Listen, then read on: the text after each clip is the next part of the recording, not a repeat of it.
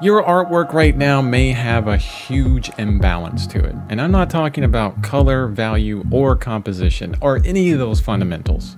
And it's the imbalance that keeps your audience from connecting with your work, which drives interest in your work and ultimately sales. The imbalance that I'm talking about is between the objective and the subjective.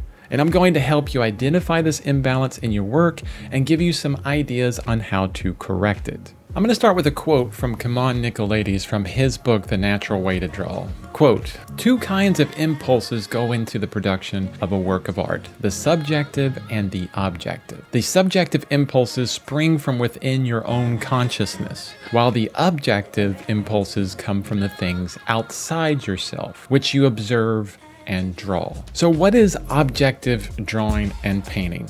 Well, it's simple. Objective means a noun. So a tree, a mountain, a coffee cup, a figure, a phone, a person, place, or thing. Objectively focused art can be seen everywhere. It's basically representational art. The objective side of art is important, especially if you want to reproduce on the canvas something that you see. You have to train to know how to faithfully render these objects, these nouns. It's how all artists start out learning art. So what I want you to do right now is take some time to think about the objects that you love to paint or draw. It's important that you know your preferences here, as it's half of the equation for all of your art. Next, we'll take on what is subjective drawing and painting. Now, these are the feelings and the experiences that you bring to your art, specifically your feelings, your life, and your experiences. This is how you are connected to the noun.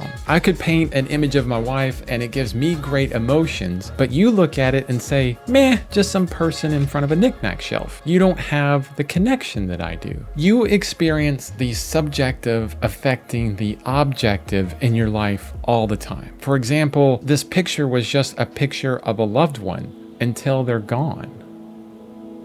Now the picture becomes one of the most prized possessions you own because that person is no longer here.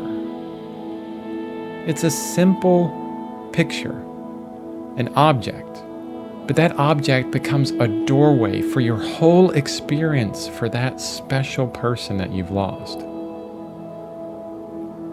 I like what Nicolaides says again here. Quote, "If 20 students make 20 drawings from the same model, no two drawings will be identical and some will be vastly different from others. That is because the personality and experience of each student, which are subjective elements, enter into their drawing." End quote. So 20 or 1,000 or 200,000 different people could try and draw or paint the same thing, and they all would be different because they're all completely different people. So the question to ask yourself here is, what feelings and experiences do you cherish most? This is the second half of the equation, and it may be the most powerful. So take some time and ask this of yourself. What experiences and emotions do you cherish most? Now we're going to try and answer the question of how do we combine the two in our artwork. To do that, I want to show you two completely different examples. This piece is focused completely on the subjective, the content, and there's not a lot of thought on the objective. But then this example is focused solely on the objective, and there's not much subjective idea. The first one is all about feeling and emotion and experience, and the other one is devoid of any of that. It's just what it is. Again, I like what Nicolaides says on the subject. He says, quote, "The subjective qualities are the qualities that make art, but they must begin somewhere. Though art cannot come from slavish copying based purely on external observation, neither can it come out of the artist's mind alone. Something starts outside of the artist, though they may not even be conscious of it, and makes them want to create." End quote. So to help combine these two subjective and objective ideas in your artwork, first we need to identify which side you lean on. Is it more objective or subjective? So look at your art. Are you too worried about slavishly copying what you see in front of you? I know I've done that for multiple years. Are you not focused on the skill of rendering what you see at all and purely focused on capturing the feeling? For the record, neither is bad. It all depends on what you, the artist, wants to achieve. And I'm speaking here to artists like myself who want to represent something from reality, but also want the viewer to be pulled into the work emotionally. I'm talking to individuals that want a bit of both. And I personally feel that the height of amazing art is when it's skillfully made, and upon initial glance, everyone can see that the skill is there. Then on further inspection, the viewer sees the deeper meaning behind all the brushwork. It's like layers of an onion being pulled back. Eventually you'll start crying. I feel that if it's too abstract and there's no way for most viewers to enter into the work easily, they need to read a description to understand it, and then to be pulled in, hopefully.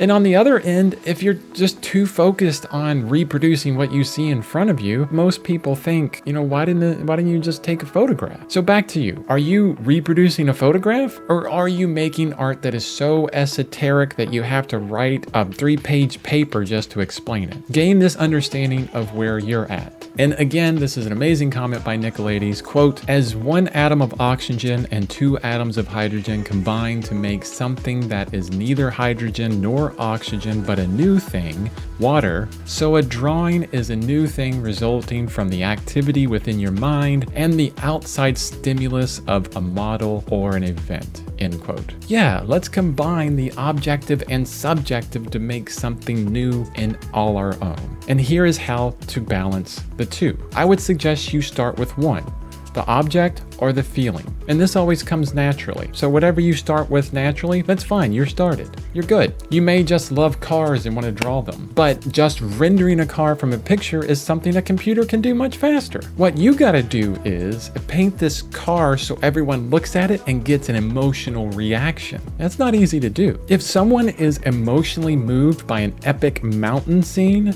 your job is to capture that emotion.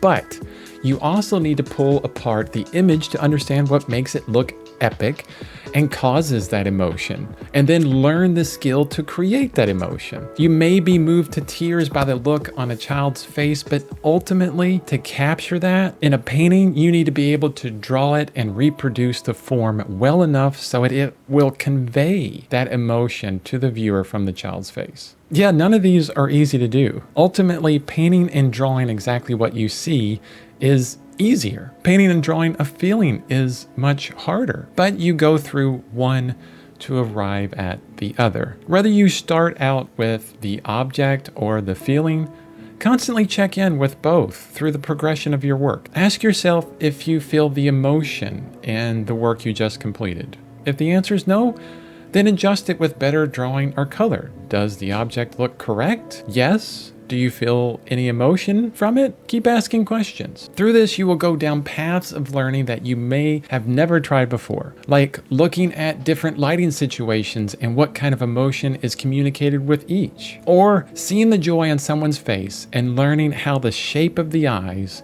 the nose, and the mouth, and everything in between can be drawn to show that joy. I think we need both in our art for it to really shine. We need the subjective and the objective to make truly great works of art. And as long as you're honestly questioning your work for both the objective and subjective aspects of it, you will progress quickly.